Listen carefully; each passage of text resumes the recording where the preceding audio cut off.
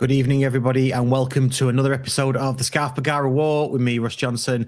I am joined by my mate, Andy, who's back. You all right, mate? I'm all right. I'm back. And I heard a great little reason why I've been away the other day. Apparently, I've not told you this either. That apparently we had a falling out, Russ. Oh, really? Yeah. Apparently so. Which I'll be honest with everybody, we haven't had a falling out. It's no secret. I've struggled over the years with some mental health, and I just wanted a bit of time for me. That's basically it. You know, I've still been doing my off the scenes pod duties, haven't I, Russ? You know, so just wanted a bit of time out whilst I'm not working. Just, you know, a bit of time for me. That's basically it.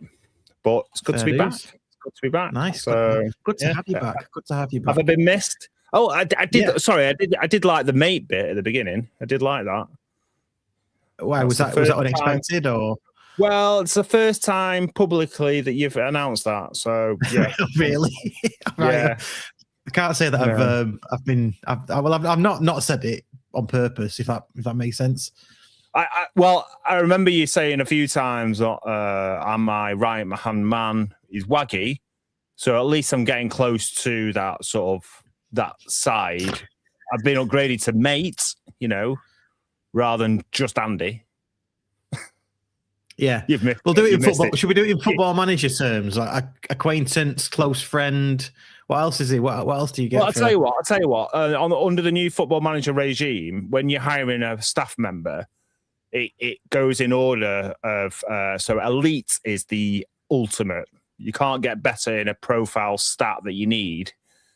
Then it goes down to outstanding, then very good, then average, and so forth down. So, like, would you say I'm elite, outstanding?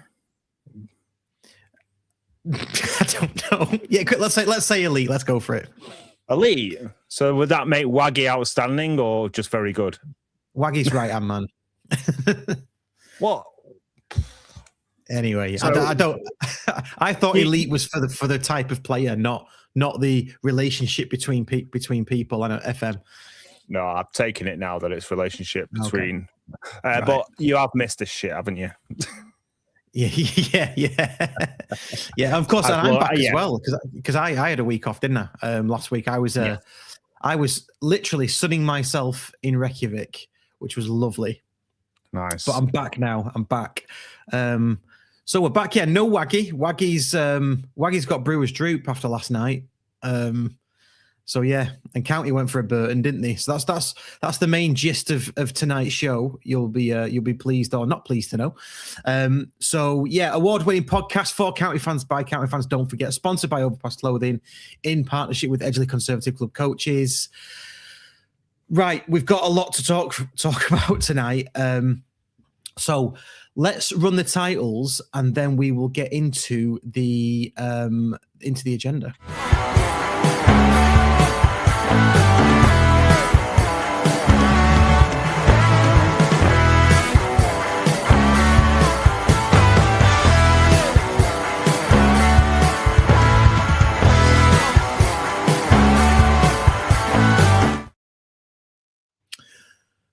So, there's loads to get through tonight. We've got a brand new fan guest coming up very, very shortly. She'll be joining us. It's pretty much all about Burton. Is Chally's job safe? Players to blame, entitled fans, underachieving county, all that to get through in the next hour or so, and our current predicament. And we've got random shit of the week towards the end, haven't we? We have. It's a cracker this week. Well, in fairness, I say it's a cracker anyway. It's random and it'll most likely be shit, so it fits the bill. Yeah, well, that's it. That's exactly what we're after. Cheers to everybody that's joined us online. Do get involved in the chat. Give us your opinions as we go through on any of the questions we've asked or anything else, really. Just get involved in the debate. I have one thing to say, and our good friend Phil Lloyd. When we start talking about Burton, will he be asking the exact same thing that he said a moment ago, which was, anyway, moving on? Yes. Yeah. it might be a wise decision based on. Did I say last night? It is last night anyway. We're recording this Wednesday. It happened on Tuesday. I've trying to get it out of my mind already, but let's come to that. Right, let's get our fan guest out. Brand new debut fan guest. It's Rebecca Fitzpatrick.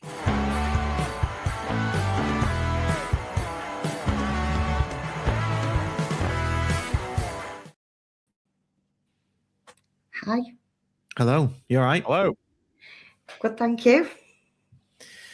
Good. Right, I need to remind myself of the questions now. So I know what the first one is, and while I get the other ones out, I know it's bad, isn't it? So debut fan guest, welcome to the show. When was your first match, if you can remember it? Well, I don't remember it, but I've been asking my mum and dad.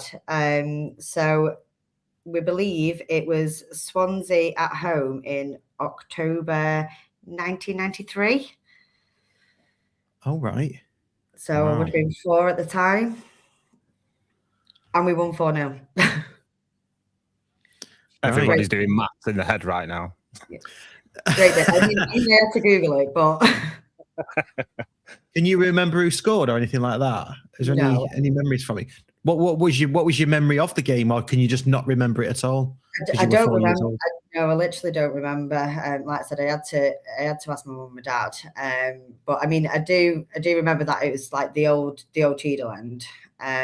So yeah, just feels like a distant memory now. Yeah. At least you've got the match. I mean, we've had fan guests on that don't even know, and I'm one of them, to be honest. I don't know what my first is. How? Because my dad took me when I was probably about the same age, actually, 4 or something like that. And I've asked him and he can't remember. Right. Just make it up. I suppose I could do, yeah.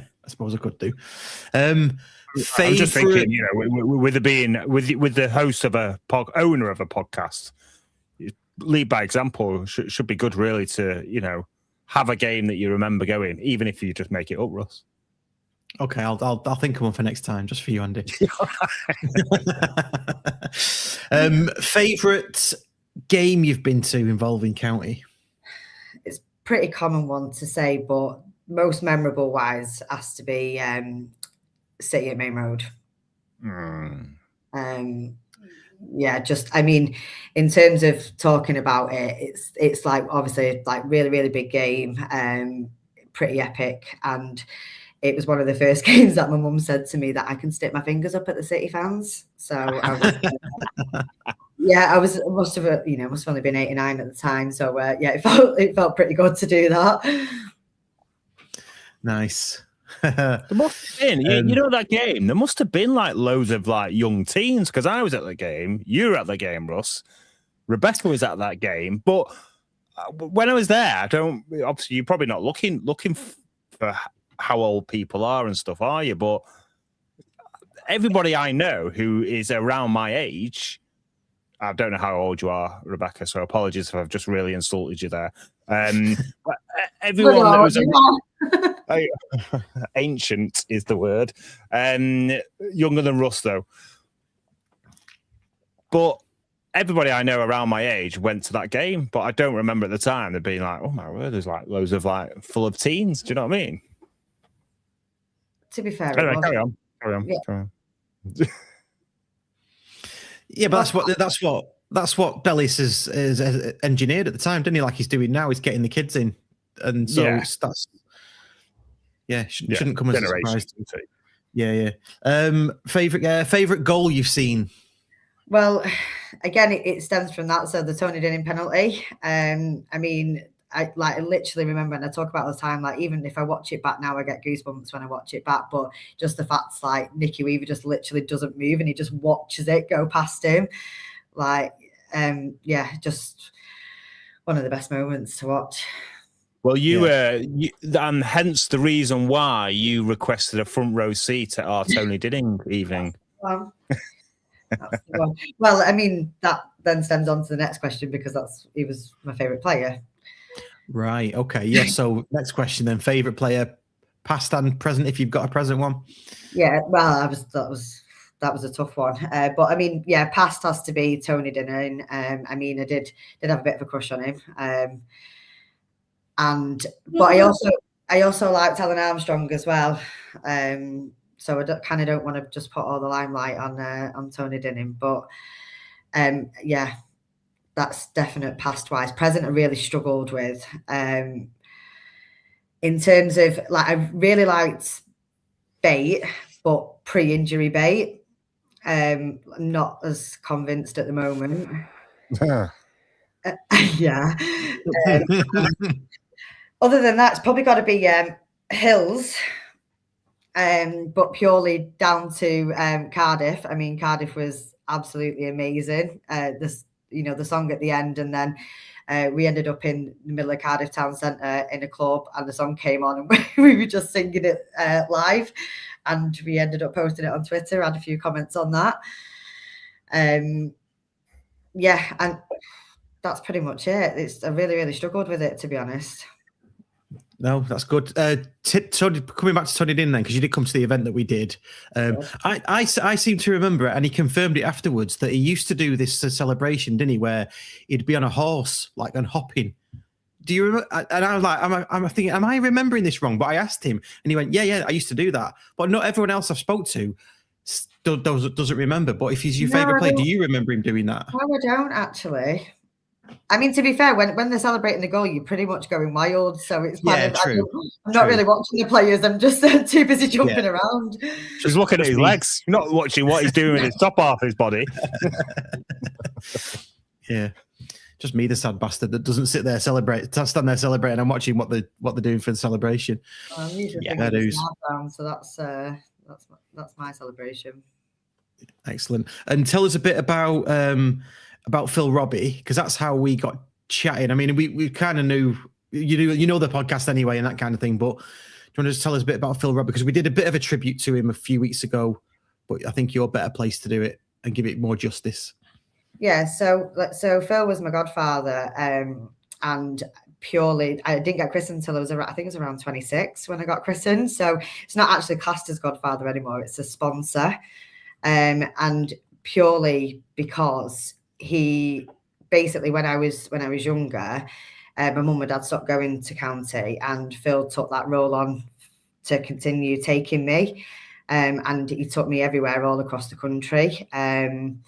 Just me, kind of took me under his wing. We used to go, he took me Crystal Palace, Wimbledon, so both at Sellers Park. We were getting the train at 5 o'clock in the morning, the coach journeys, we used to play games on the coaches.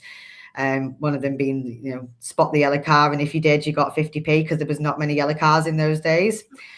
And I used to make him listen to my CDs at the time, like Westlife. And he was like, absolutely hated every minute of it. But, he did it. But one of the main things was that he made me mascot, paid for it himself when I was 10, and it was a complete surprise. And like all I say, like literally apart from my son being born, it was one of the best moments of my life. And strangely enough, it was 27th of August 1999 when we beat Birmingham at home 2-1. And then my son was born, and he was born on the 27th of August. So wow. It felt like a really, really big moment. But it was just unbelievable.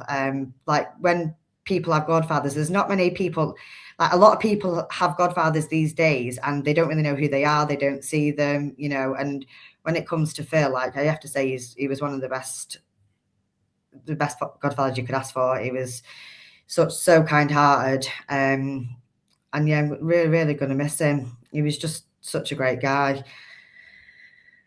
Can I ask a question on that? Was it because you chose Phil to be your godfather? I chose him 100%. Yeah, there's probably a reason why. Like, I don't know who mine is now, other than that it was my dad's best mate when they were best mate, and that's generally it, because it's generally done when the kids. So why don't people get christened later on in life, that they then get to choose who should be representing godfather? I think it's really, really cool. And he was a nice guy, Phil. He was a lovely guy. He was unbelievable. And like I said, I purely chose him for everything what he did for me. I mean, I probably wouldn't be going county again today if he wouldn't have continued that on. And I kind of feel like in a way he sort of sacrificed his life because he dragged me around with him everywhere. I mean, like I said, we went to UCD Dublin, flew over together. I think I was about 18 at the time, like just me and him, just, flew over. Like those sort of moments you're never going to get back. And yeah, that's the reason why I'm such a big county fan today. Excellent. Yeah, good tribute. Yeah, brilliant. And I think the club did a good job of it as well, didn't they? I mean, they had a seat for him and things. So, well, I mean, like we went to the ground when he passed by the ground, and like one of the things that we've always said. I mean, I don't know whether you know the song because I was on the county CD, so that actually was there when we recorded it. But the song "When I'm Dead and Gone, I Want a County Scarf Laid Across My Grave" is one thing that we've all always said. And Steve Bellis put the scarf on his coffin, and it was just that's exactly I couldn't have asked for anything better. And it was just such an amazing tribute to him. It really was, and he deserves it. He does, absolutely. I know. I've said this before, but just what a club we are. Like, yeah, Steve. Just that moment where you said Steve Bellis placing the scarf on Phil Robbie's coffin, and can you see any other clubs doing that? There must be some, but it just makes me so proud to be a county fan when I hear snippets and stories like that. Do you think sometimes though, when you say that, do people think that about every, every club? Do they have their fans think the same thing about their club? Because it is so amazing. I mean, I don't want us to ever lose that. No, I don't know whether you're pissing on me chips there, Rebecca, but yeah, it's I don't think we will. I don't think we will as long as we've got Bellis, if I'm being honest. Yeah, I agree with that. And someone will need someone to take up that mantle or just naturally go into that sort of that way of being at the club and around the club that's been there for a long time. Totally agree. Yeah. Cool. Right. Oh, we can't put it off any longer, can we? Let's move on to the actual what's happening today at the club. I did start off with, is Chally's job safe? Are the players to blame? Have we got entitled fans? Are we underachieving? Let's start with, is Chally's job safe? Can I go first? I don't want to influence anything. Yeah. But I think I think he absolutely is safe. I don't think we should be questioning it at all. That's that. I can go into it a bit more deeper, but that's my sort of initial opinion. I don't know what you guys think. Do you want to go, Rebecca? Yeah, I mean, I think that some of the decision making is questionable. I think, for example, at Bradford, starting Baton on Yango when both of them are obviously still not fully fit was a really poor decision. Some of the subs don't seem to be at the right time. I think last night we should have made the subs at half time rather than after half time. But ultimately, I do have faith in him. I do trust him. I think that it'd take a lot for him to go. It'd take a massive decline now. I mean, at the end of the day, we are still in the position we're in and we're playing really poorly. So it's kind of, if we were playing great and if things were great, it's unimaginable as to where we would be. Yeah, I agree. And yes, his job's safe. It shouldn't even be a question or a debate, really. I agree with what Rebecca said and what you've said as well, Russ. Is some of his decisions at the moment questionable? In my opinion, yes. The team that started against Bradford and the team that started last night as well. Or not team that started, but maybe the substitutions that should have been made earlier at halftime, like you said. Bailey should never have gone off, in my opinion, from last night. But I don't know. In fairness to Chally, because I have been saying for a few weeks, I would just like Chally to come out and say, and whether he's going to do this. Yeah, basically. And last night he did. He did. So I can't ask for more than that. He came out and said, that's totally on me. So you can't, that's what I wanted. That's what I got.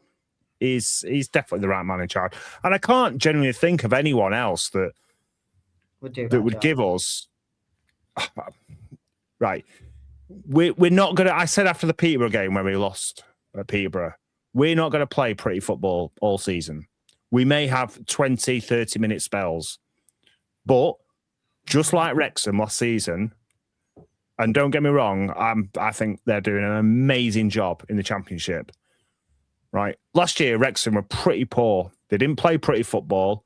They just basically built a team to get promoted. Right now, I do not care how we play. I've totally dropped my expectations of how we play. We're going to lose games. We're not going to win every game. I still believe that we can make a challenge for that second place. And if not, definitely playoffs. Yeah, but the style of play element, right? Yeah, I'm with you. If we're winning matches all the time, I know we've lost 2 in the last 8 or something like that. Bradford and now Burton. I'd be with you if we were going on long runs and we were drawing matches or scraping past teams and most of them were wins. We're not doing any of that. It feels a bit. We are underachieving. I think we can say that. It just feels a bit clunky, and I've said on this podcast, and I've said to you, to the lads at the match and stuff. It just feels like we're scraping past teams, and even like 9 men Wigan. I know they went down to 9 at the end, but there were 10 men, weren't they? And we sort of just about got past them, and there's been no matches this season where it's been, wow, we've absolutely leathered them, because we haven't. I mean, Port Vale away was probably the last time we played really well, and we could have been 2-0 down in the first 10 minutes there, and then maybe Blackpool away as well. But apart from that, I can't think of much more where it's proper flowing football and it's like, yes, we're back. Oh, not back, but you know what I mean? Yes. I think you've been a little bit harsh there on the Blackpool game. The Blackpool game was the game I walked away from and thought we played the best we've played over a 90-minute period. Yeah, I agree. I agree with that. But what I'm saying is it still ended up 2-1. We didn't beat them 3. We could have beaten 3-4-0 that game. Yeah. It ended up 2-1, didn't it? So it looks a lot closer. Yeah, we beat them. We handsomely beat them in stats and all that kind of stuff, but we only just beat them 2-1. And if you're going to win ugly, like Paul Milligan says in the comments, good sides win ugly. They do when they need to. Most of the time, they're winning handsomely, or by playing the right way. I feel like when we score first or when we're ahead, that's when the problem is, because I feel like we sit back straight away. Whereas I feel we play better when we're behind. We pretty much come from behind. I feel like we sort of fight for our position. I mean, last night was a complete write-off in terms of that. There was no chance of us ever coming back from that. But I feel like I said, if we go 1-0 up, it's sort of like we just sort of settle for it rather than going for it. And that feels to me the problem. Yeah. Do you think we've regressed from last season? No. No. Oh, go on. I know, Rebecca, you were just nodding then. All right. I don't think we got worse. You do. I just don't think we've progressed. Is more of a okay, right? way of saying it. A bit like my whole argument for Diamond. I don't think Diamond's got any better. I just think he's been that level. Now, yeah, the back end of last year he was good, but we should have progressed, even more. With the players that we bought in the summer, and even now that we bought, and even now with the players we brought in now, we haven't really got any better. We've just still seem to be at the same level we were back in November. Injured. It's what? It's because they all end up injured. That's true. That is true. Yeah. Like Stokes. I mean, Stokes was making such an impact when he first started, and then obviously he got injured, and then he lost it a bit, and it's Yeah, that's what I mean. I feel like we've massively gone backwards. I mean, like previously, the previous seasons where we've like had like a settling in season, as in like, well, we made the playoffs. I mean, like Carlisle, for example. I'm glad we didn't go up at that time. I don't think we were ready. And then like the next season, we absolutely smashed it. Whereas like it feels like we always say, oh, like let's get to Christmas, and then we always smash it after Christmas, and it doesn't feel like it's got any better. It feels like watching the football, you like I've got no idea anymore as to what's going to happen. At every expectation, what you think the teams you're going to be or how you're going to play, and it just goes right out the window. Yeah, I agree. I think we not progressed or we got. I don't know what you'd call it, but I do feel like I do. I mean, I look back at the 87 points in third place to last season, and I think we are behind that points tally. But whether you compare seasons or not, I don't know. And Chally did say in a recent interview that you shouldn't, people compare last season to this season. You shouldn't do that. I think you should, because if you get 87 points last season and you finish third, you improve the squad, which is what we've done. We've invested in the squad or supposedly improved it. Okay, the standard around you might have gone up or gone down. Let's say it's gone down for argument's sake, because that's the general consensus. Then we should be. I think we should be in the top two if all of our players are firing, and they're not. And someone just put it in the comments as well. I can't remember. Philip Hodkinson. We haven't been great all season. I totally agree with that. I don't think we have, and I can't see it. I can't see us being great between now and the end of the season. I think ultimately we'll finish in the playoffs and probably go out again in the playoffs. That's what I can see.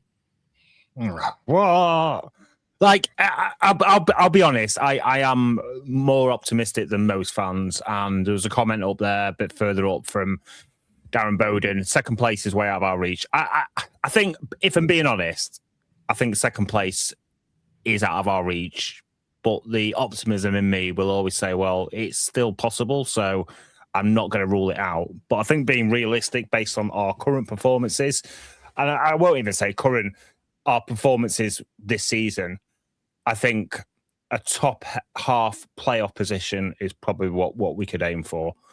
You get that home, that second leg home advantage. But on a one-game shootout, I don't fear anyone at all in the playoffs. But I would like. I'm fearing Lincoln massively at the moment. In the playoffs? Well, no, not in the playoffs, because I don't think they're going to be in the playoffs. But yeah, I don't know. I just feel like we're just so inconsistent. Like, I feel like the 10-minute spells, when you said before, like we've like good 20, 30 minutes, they're not 20, 30 minutes. We have a 10-minute spell. And then it feels like the other team seem to find us out. So that they stop that. They either go down injured, they start wasting time, and then it puts an absolute stamp on our momentum that we've got. But it is just 10 minutes. Like, and those 10 minutes are fantastic. They're the team what we know and what we look at, like the press. And it's great to watch, but that's it. That's all we get. 10 minutes. Yeah. Do you think that's a thing that? Well, no, not. I think it is a thing. Teams have worked us out. They know that if they high press us, we're not very good at playing out from the back, or we seem to soak it up a bit and then make mistakes. If they get the measure of our midfield, which I think is a bit light, I think we've not recruited in midfield very well, or we've suffered injuries to that area. Bate and Camps. I think Camps is a massive miss for us in the centre midfield. Norwood's obviously very good, but can't do it all, can he? And Bailey's sort of stepped up slightly, but I still think we're light in that area. Once they work that out, then they're onto us. And you've just made a really good point. I had not considered it, Rebecca, but every time we're on top, that they're starting to go down and slowing the play down, aren't they? And stifling us that way. And that's it. We just lose that momentum, and then all of a sudden we're sat back again, and we're just pushed back. But like I've said from day one, like when we're in that moment, like we're unstoppable. We literally are, and it's it's really great and it's exciting. But they always stop it some way or another, and I feel like that's what they've worked out in us, and we let them. Yeah, I get it. For like the playing side. And going back to sort of DC, What I don't understand is after the Bradford game, DC came out, because that was shocking, wasn't it, the Bradford game? Even though we had chances and we could have, a draw might have been an okay result or a fair result based on the second half. DC said afterwards, didn't he, that, you know, nobody wanted to control the game. Everyone just kind of hoofed it out from the back. Nobody, you know, it was a case of the defense just hoofing it out and then sending it to Wootton and say, you deal with that. It's out of my control now. So DC's obviously said this in an interview, but that's exactly how we played last night. Every time, from everyone from midfield back got the ball, it was literally just almost hoof it, make a pass to suicide pass is what the term is, isn't it? Just like complete, like, I think Osborne did it a few times. I'm just like, why are you even playing that pass? It's just not even on. And then John Kieran made a comment of it as well. All night, they've tried to play down the channels to people, and all night, nobody was there. So surely there's got to be instruction. Surely DC can see what's going on the pitch. There's got to be some sort of instruction to say, why are you just hoofing it up? Or I think there's two things. I think there's got to be instructions from the manager, which you would think that there is. I mean, I don't sit in the Bergara stand, and I don't, you know, I'm very rarely near him, so I can't hear him shouting.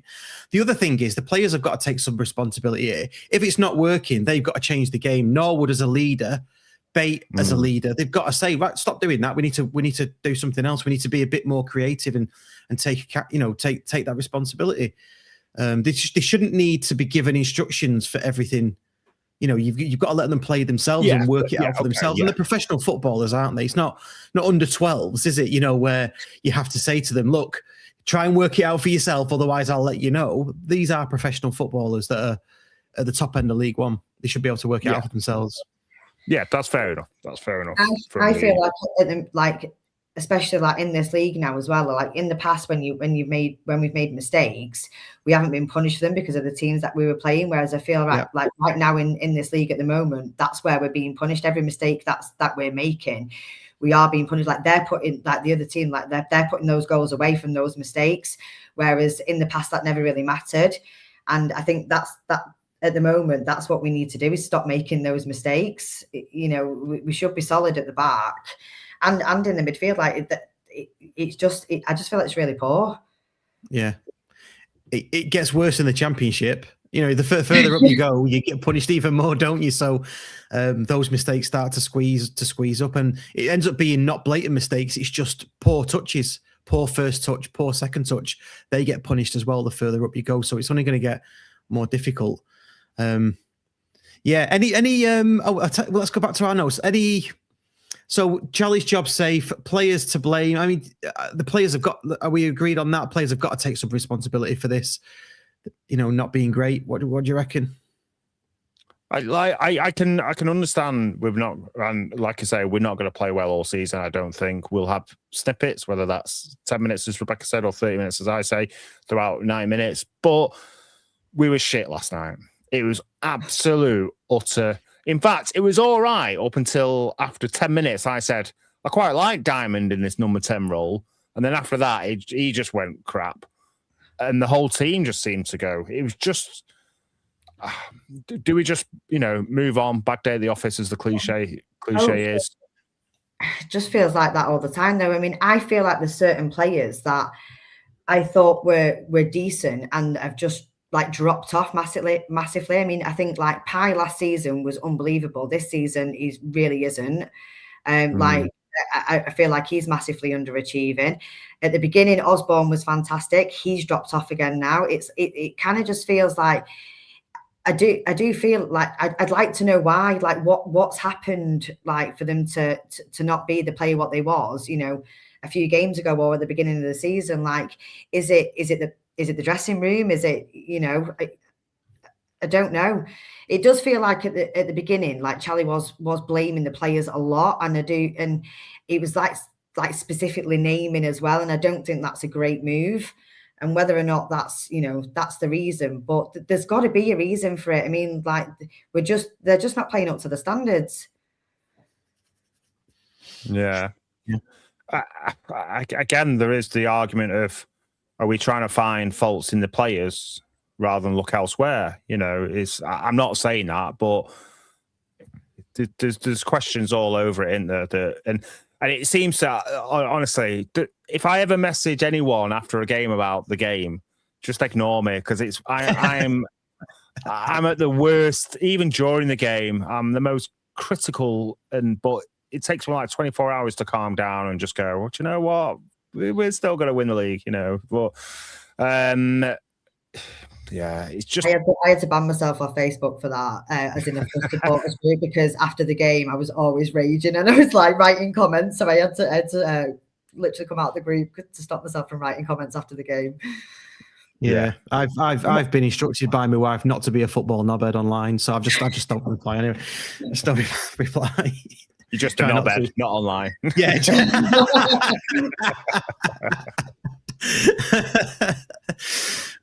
Like it. Sue Gill says something is wrong. Can it be every player?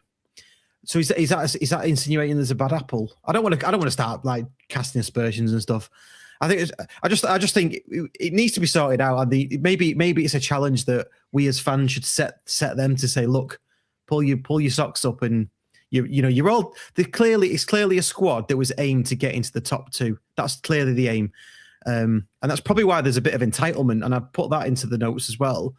That word's been mentioned quite a lot in the over the past 24 hours. Are we an entitled fan base? Well, when the club comes out and says we're going to go for the championship in 7 years, and we're going to be top 2 this season, you can call it entitled if you want. I just call it expectation setting. I think it's an expectation problem. I think that, especially with like the current fan base, like a lot of new people have obviously. Like they've not been through what we've been through, being in the National League North, and I don't have any expectations in terms of like we've come from where we are, and it's what we've done is amazing, but I think that's what's happened is because we have done so well, there is a high expectation there. So to lose a game and to lose it badly, to not play well, like I mean the booing's. Like unbelievable. Like I've never ever heard a boo, but we booed our own team, and it's I don't think it's great, but I think it's just because we've just set ourselves too high of an expectation as a fan base. Yeah, or you could just lower it like I have, and if we play a little bit all right, I'm like, yay, it's all right. I'm pessimistic anyway. I always go into a game, I never predict. Like I'm just like, it's football. It can go anywhere. Anything can happen on the day. You can play outstanding or you can play really shit. And it's one of those. Yeah. I forgot what I was going to say then. Well, I'll jump while you remember. I'll jump in. I'm a realist. So if they set expectations, a bit of a corporate whore in some respects, I guess. But if they set expectations, that's what I mirror it to and say, well, if you're achieving or below achieving that, then that's where I'll start to form an opinion. And then over a period of time, are you going to achieve that? Does it look like you're going to achieve that? If you had to do, is it red, amber, green on a report? It's looking amber towards red at the moment, because if we lose another couple in the because we could do Lincoln and Stevenage, absolutely. And I don't want to sound all pessimistic in that, but if we go into those and lose them, it's probably I've consigned myself to the playoffs already, to be honest. I think second is out of reach, what Darren Bowden said. So that's where I sort of sit on it. Try to be sort of really, really positive. The Wigan game, I must admit, I sat there on Saturday in the Wigan game, looking at how they were playing and just thinking, we're not gonna absolutely smash Wigan playing like this. We're not, and we should be teams in that bottom half like we used to do in League Two and in the National League and in the National League North when we were the better team going for the championship or whatever, the title, smashing teams. I know it's a better quality, and we're probably not going to smash teams like 8-0 like we did with Sutton, but we should be beating Wigan. I mean, to be fair, I thought Wigan played pretty well. Like me and my sister were looking at each other, just going, "Where have Wigan come from?" Like I thought they played like really decent, and they made us look really, really, really poor. So I don't know if like they was just having a great game, which does happen. But I mean, I do think that, we stepped it up a bit in the second half. I thought the second half was loads better, and we had the press, but then they started to slow us down again. Yeah. And then they speeded it up when they went 3-2 down, which was weird. Yeah, kind of. I honestly was worried at 9 men. Like, are they actually going to level here? Like, there was a worry at one point. I did say it'll be, because I was sat next to Matthew for the whole game, actually, my good friend Matthew, who's just joined us, and I was saying it'd just be county written thing all over it if we concede now with 9 men. Wouldn't it? It just would be. Going back to the expectation thing, oh yeah, actually, Russ, do you know that if you're an optimist, anyone who isn't an optimist is a pessimist? There's no realist or in between or anything like that. You're just pessimistic because you don't agree with our optimistic state. Oh, right. That sounds like the modern political views, whether you're left or right, doesn't it? You're either one or the other. Let's steer away from that.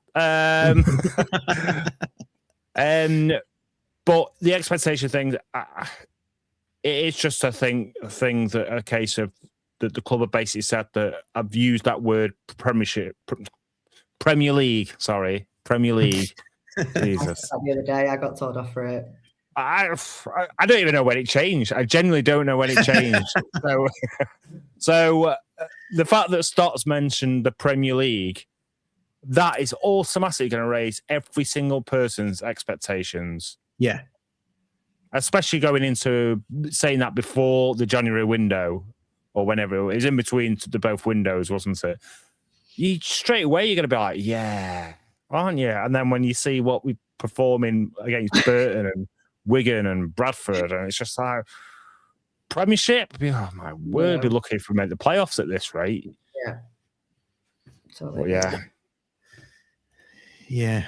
Sorry, it's a bit of a sad one today. Everyone that's listening, I feel like it's therapy. They do say that.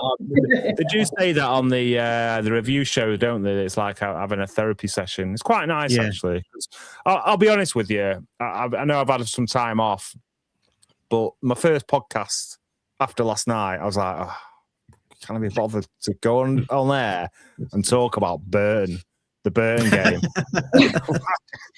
I should have gone on last week, shouldn't I? That was after the Bradford game. Yeah. I should have waited till our next win, shouldn't I?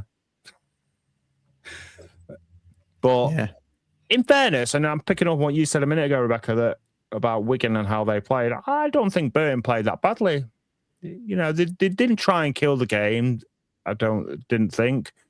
No, we just played really poor last night. That was a completely different game. I mean, like I can't even. It was just mistake after mistake, and like I said, and we got punished for it. That's exactly what it was. It wasn't anything other than the players were poor. Yeah, pretty much. Yeah. Well, Chally said as much, didn't he? And he took responsibility. He said it was. I've seen this doing the rounds. Was it the worst game under Chally's tenure? No. Or his worst game? No. I thought Tranmere was worse. Wickham at home probably is up there as well. Oh, the 5-0. Yeah. Oh, the Leighton Orient one. To be fair, there has been a few. I'm saying Tranmere because of the season that it was involved in. Whereas the Burton game last night is in a season where we've not really played brilliant all season. Whereas the Tranmere one was just a complete what the fuck. Shock to the system, wasn't it? I just think that's okay, though. I mean, like, at the end of the day, like you always say, you can't win them all. Like, nobody wins every game, and there's bound to be an off day, but that just feels like that's every game at the moment. Yeah. Yeah, it does. And that's why I'm feeling a bit of a realist. And it's fine for feeling a bit pessimistic about it all. And it doesn't get any easier. Like I said, we've got Stevenage away on Saturday. Stevenage seemed to have some sort of voodoo on us, it seems like. So we'll see what I'm sure it's Matt Farley we're having for the preview pod with Steve. So we'll see what he says. If you think Andy's positive, you should hear Matt Farley. He's the most positive man in the world. Yeah, so that's probably true. Yeah. Well, they've tailed off a bit, haven't they, Stevenage? I think it's just our bogey team is anyone that Piergiani is playing for. Yeah. Just yeah. Yeah. Was it Yeah. Stevenage? I'm not a fan of. Was it Stevenage, one of our first away game back in League Two, and we lost like in the 90th minute or something? Oh, first away game. First away game back in League Two. Yeah, it will have been because we didn't Ashley Palmer get sent off and we conceded in the last minute. We were 1-0 up and went and lost 2-1. That was Doncaster, that wasn't it? Oh no, sorry. That was Southern Mayors when Southern Mayors got sent off. Yeah. I think it was. I think we were 1-0 up.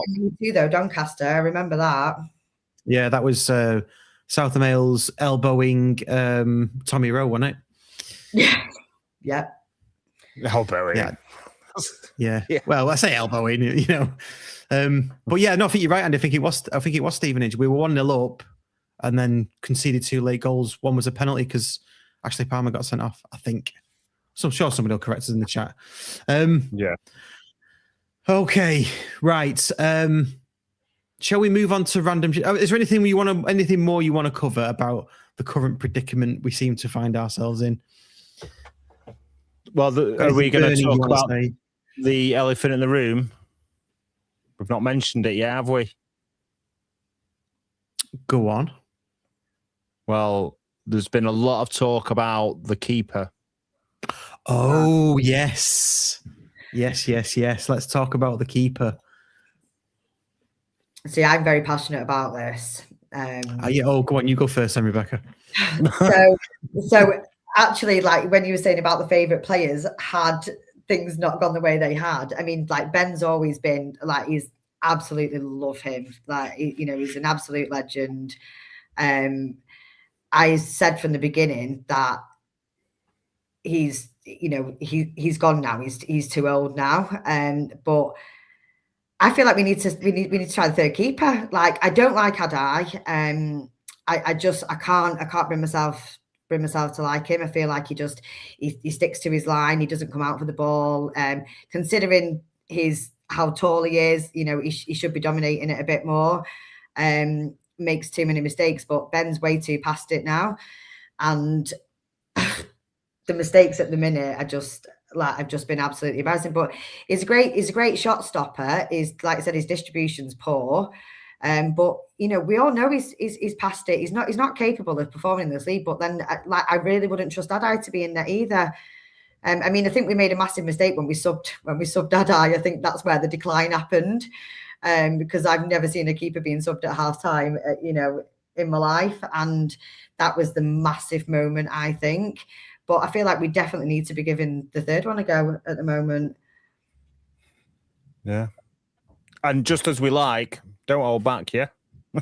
I just don't feel like none of them are good enough, is the point. Yeah. Yeah. For me, I keep changing my opinion on this. Like, I put in our group saying I think we should give, the keeper, is it Max Metcalf or Wogan? Which one's not on loan? Wogan in it. Yeah, I thought Metcalf was out on loan. Yeah. So it'll be Wogan then.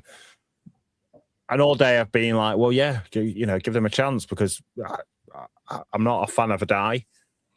But then I've seen a few comments in the group that we're in, and I don't want to use the word credit like for Ben and stuff, but it was one freak game last night, wasn't it? Like, look, all right, don't get me wrong, the performance has been pretty poor all season, but I think it was Steve Barsey that made this comment that a few games ago. Oh no, it might have been Matthew actually. Someone's made a comment to me here in the last hour, basically saying it was only 2 games ago that we were hailing Hinchcliffe for that double save sort of thing. So, even myself, we're all a bit fickle, aren't we? We do forget quite easily. But because the moment that we're in and the game that we've just watched, we're all questioning. You start to doubt: is Ben good enough now? Is he a good shot stopper? Is he too old? Is he this? Is he that? And we just don't have that answer because for me, we should have signed a decent on-loan keeper in the January transfer window. We've been talking about the keeper issue pretty much since September. So I don't know why it wasn't a position that we didn't attempt to strengthen. I'm not going to give an opinion on it, on what we should do. Actually, I don't know. I just think I'm sick of hearing it. You know, I'm sick of hearing Ben or Adai, like people booing Ben. They want Adai, people hating Adai, people. You know. I just think it's time now. I think people are calling for Adai because it was a massive howler, wasn't it? And he didn't. I don't And think the he second played. one he's done in. Yeah, I know. But again, I'll probably get more stick for trying to avoid actually saying what I want to say. But do you know what? I'm just going to say it. For me, I agree with you, Rebecca. I think give one of the young keepers a couple of games and see how they fare. You know, and even if that's maybe just to bump the confidence of both, all right, it might have the opposite effect. But Ben's been around long enough that he knows that if he's, you know, because if an outfield player makes mistakes, they get dropped or substituted. I know it's a little bit harder for a keeper, but even so, it's just like, yeah. Just look out your window, Rebecca, because you said they could put the third keeper in choice. There might be people with pitchforks outside your house. Happens to me loads of times. I love Ben though. I've got, you know, I literally do love him. That's the thing. I just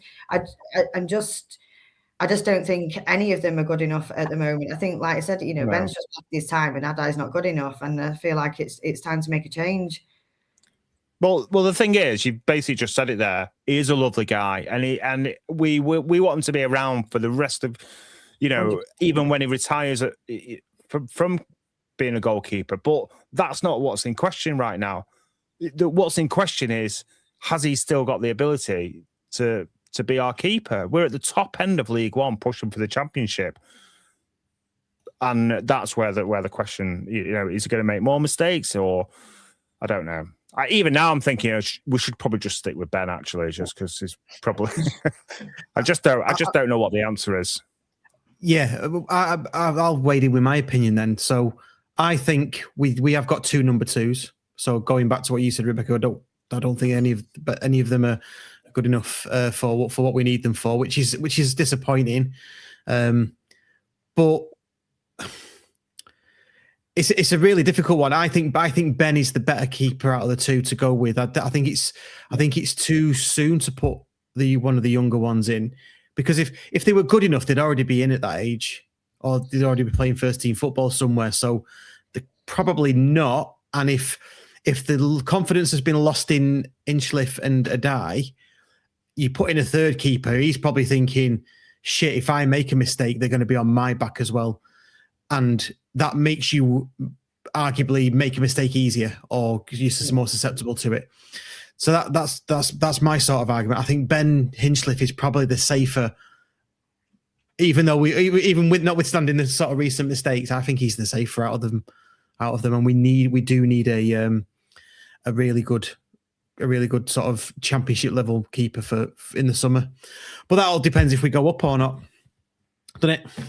Yeah. So I think we still need to change regardless. Yeah, 100%. Yeah. I guess what I was thinking was, if we don't go up, it'll be harder to get a championship level keeper, and then you kind of back into that, then, aren't you?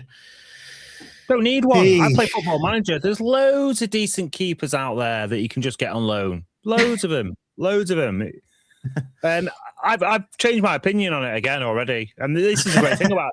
This is a great thing about opinions. You're open to change. You know, no one owns it or has the right to any. But Sue Gill's comment there, with our current defence, is not fair to a youngster. So I'm going with stick with Ben. Stick with Ben.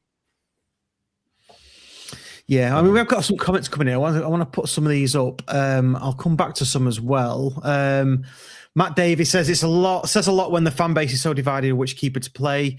It kind of tells you neither are good enough. Yeah, well, we kind of said that we think it's two number twos. Andy Goslin, I don't know if this is a bit harsh, Andy. Ben has been an absolute legend for the club, but last night it was like visiting your elderly gran in a care home. You love them to bits, but hate seeing them like this. I think he's saying that. Sue Gill kind of goes into what I was mentioning with that defence. It's not fair to put in a youngster. That adds to what I was saying. If you've got a not volatile defence, but if there's wave after wave of attack, which I guess it was like that at Burton last night. I didn't watch it for reasons that I don't need to go into. And then Matt Davies says, so much money spent on the forward line. Some should have been spent between the sticks. Attacks wins you games, keepers wins you titles. Yeah. So yeah. And for me, with Clint Hill and DC both being defenders, you'd think that would be the one area they know that needs strengthening. Yeah, I don't know. I mean, you've played before, Andy. Nobody cares about the keepers. Defenders just think the keeper's there to, to sweep up when they make a mistake, and and then ignore when the keeper shouting instructions. Defenders never listen, do they? So maybe that's coming into it. I don't know. Yeah, I remember last night's game, and I remember doing this a lot when I was a keeper. That Ben, when Ben kicked his slips and the ball went out, it was an absolute howler. Ben looked round and started like shouting as if he was trying to blame someone. As a keeper, that's what you do. Even if it's your fault, you're never accepting any blame, No, but that's the whole game, isn't it? Top to bottom, professional all the way down to grass, under 5, under 6s, whenever. Every footballer, it's not their fault. If they do a poor pass to somebody, it's not their fault they played a hospital ball. It's because the other person wasn't in the right place. Isn't it? Yeah. Totally agree. Cool. Right. Should we line it up a bit and should we do random shit of the week? Yeah. Random shit of the week. It's the random shit of the week. It's random shit of the week. It's the random shit of the week. Random shit of the week. Joking. Not another one? Oh, for God's sake. Yes, another one. So, Andy, what have you got for us? We don't know what it is. So, basically, this is like word association. So, I'll give you the example. Can everybody at home play, by the way? Sorry. Yeah, everyone at home can play this. And if you want to make a note of your own scores, because the last few random shit of the weeks, or there's been ones where there's been no winners. I can't play games like that. It can't. There has to be rules and there has to be a winner. I can't play like it's just for fun. Oh, piss off. Yeah. So play along if you want to play along, and if you want to tally the scores and let us know what you get. Obviously, be honest. It's only a bit of fun. So the example would be, I'm going to give you 5 clues. If you get it on clue 1, you get 5 points. If you get it on clue 2, you get 4. So on. So the example is Greater Manchester team. Yeah. Famous for hats. Yeah. Yeah. Edgeley Park. Yeah. County, not city. Promoted a couple of times in the last few years. Yeah. Yeah. So your answer would be Stockport County. Exactly. Yeah. So I'm just going to do it. Read out each one, and the first one out of you and Rebecca to shout out on whatever clue you're on will then be awarded those points. Okay. I'm going to hide the comments so I can't see them. Yeah. People's guesses. Okay. So, round 1. HP Sauce was born and originated from this place. Okay. Do you know it? No. Okay. Clue 2. Has 2 professional football clubs. Okay. No.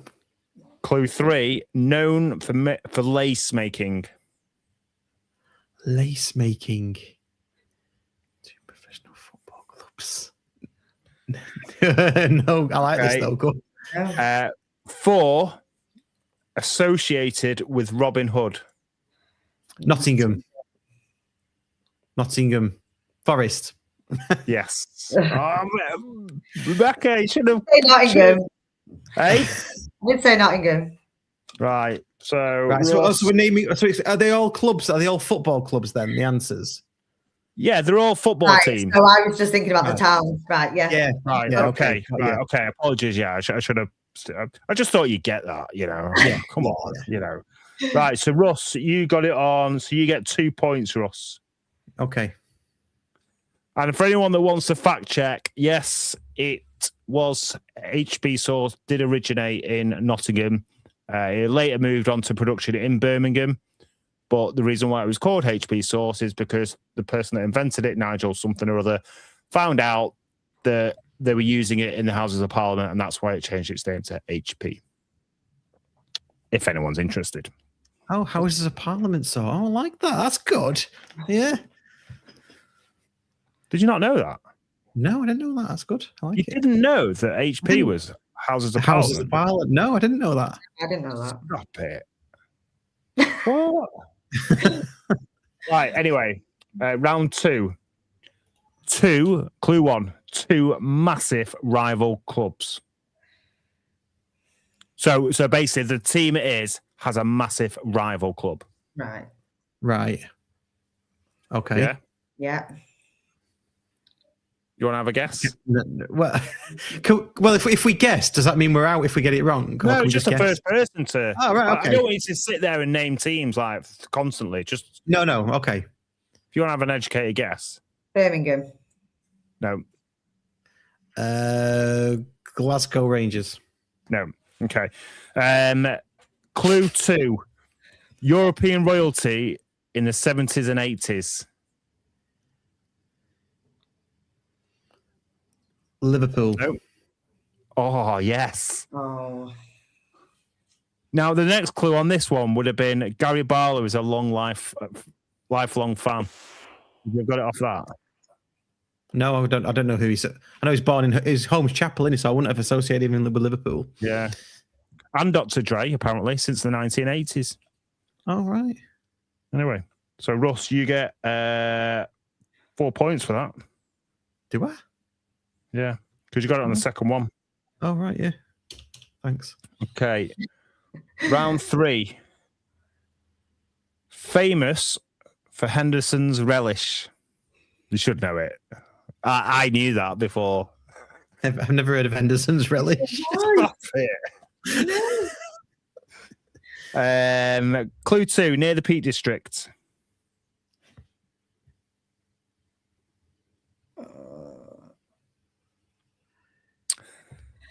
Clue 3.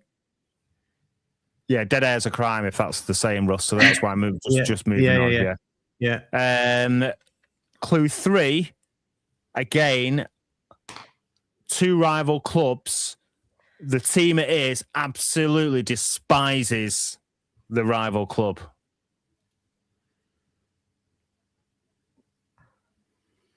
Near the Peak District. Henderson's. Moving on. Yeah. The town which the club is associated with is big within the steel industry. Sheffield United. Yes. Come on, Rebecca. I know. Hey? I'm not very good with general knowledge. See, if you was asking me, or giving the clues of the ground names, I'd probably do pretty decent with that.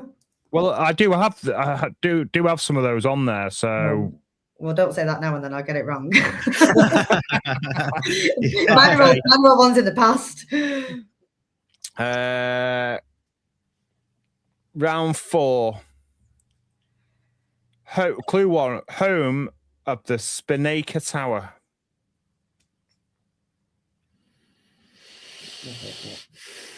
Clue 2: historic naval dockyard. Portsmouth. Oh, bloody hell. He's on fire, this chap. Look at it. Hey? Right. Next one, round 5. You can still win this, Rebecca. You just have to get clue 1: Roman baths. Buxton. No. Oh. But great effort. Bristol Rovers. You've had your guess, Russ. Would you like to stab at this? Bristol Oh. City. Well done, 5 points. Fucking hell. You went to say it as well, Russ. You went to say I know. it. I was a toss up of the two. I mean, in it. Yeah. It was 50-50, that for me. Round 6. Seafront Promenade. Blackpool. Nope. Brighton. Fat Boy Slim. Brighton. Yeah, how'd you know that? I didn't know that. Yeah, I did. I got it. Well, yeah, I did. Well, I got it from after Rebecca said Blackpool, because if it's not Blackpool, it's Brighton for Seafront Promenade. I'll take 4 points. It's fine. Yeah, okay. Right, next one, round 7. West London Club.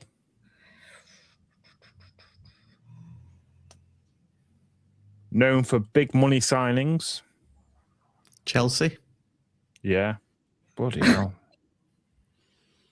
It's a bit of a geography question, geography quiz. This more than anything, isn't it? It's just shit, isn't it? No, I mean I'm enjoying it. Right, yeah. Let me see then. Round 8. I'll see if you can get this one with your hinting. I'll do them in a different order. I'll just pick them out. Nickname is the Black Cats. Go on, Rebecca. No idea. All right. Sunderland. Oh, I was going to ask the stadium name next, Russ, but you... Oh, sorry. Do the. I can't do it now, can I? You stole Rebecca's point. Sorry.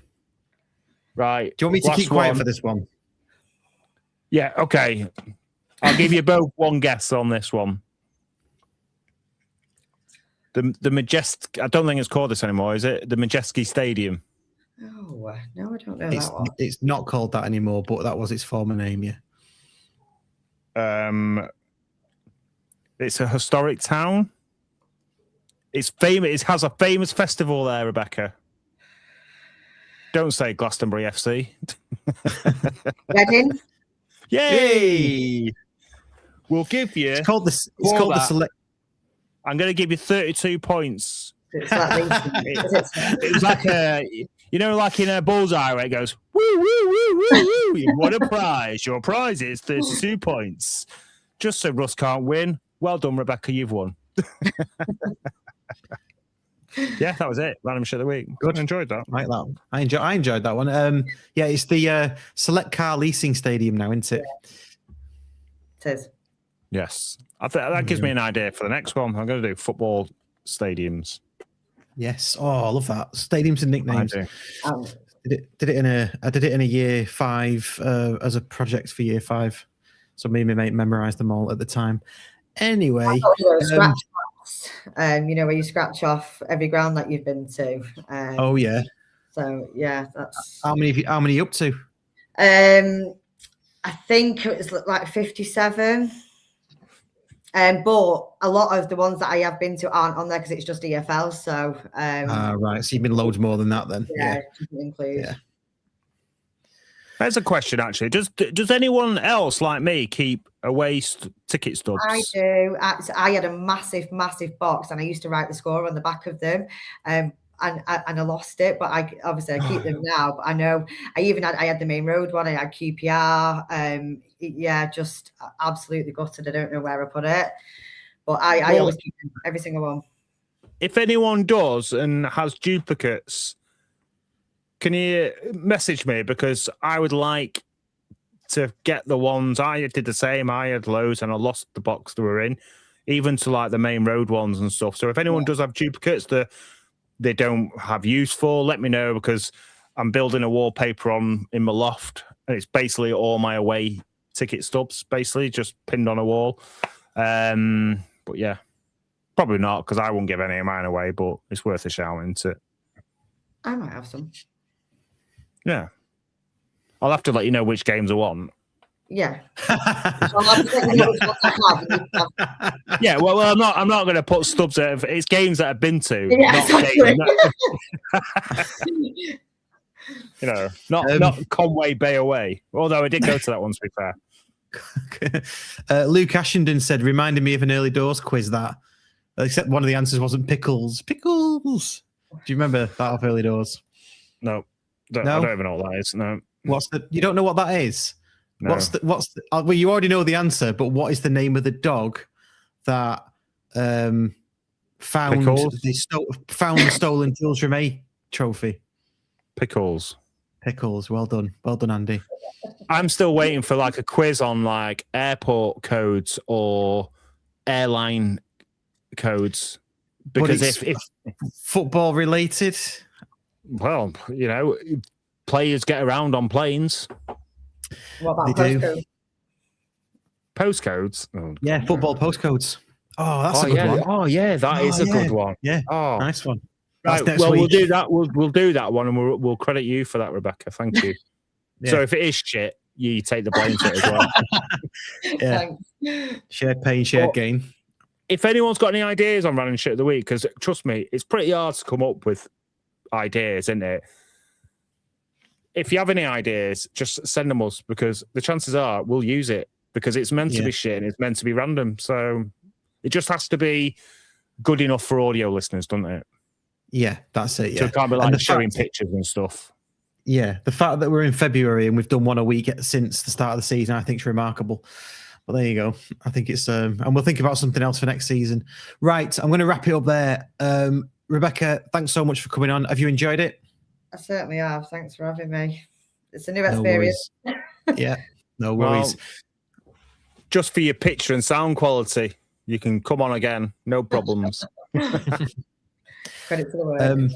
Thanks to everybody that's joined us. If you got this far, please do give the video a like. Everybody that's listening and watching now, please do give us a like. And if you're watching us back, do that. And subscribe if you haven't already, and all that good stuff.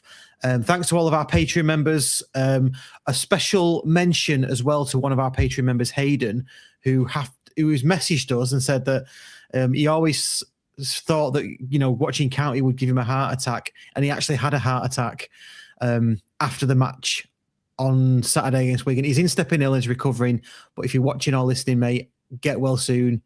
Thoughts are with you. We have messaged him through the Patreon app as well, so get well soon to him. And yeah, thanks for joining us. Remember, it's for County fans, by County fans, and we will see you either at Stevenage away for those that are going, or beyond that. So yeah, see you later.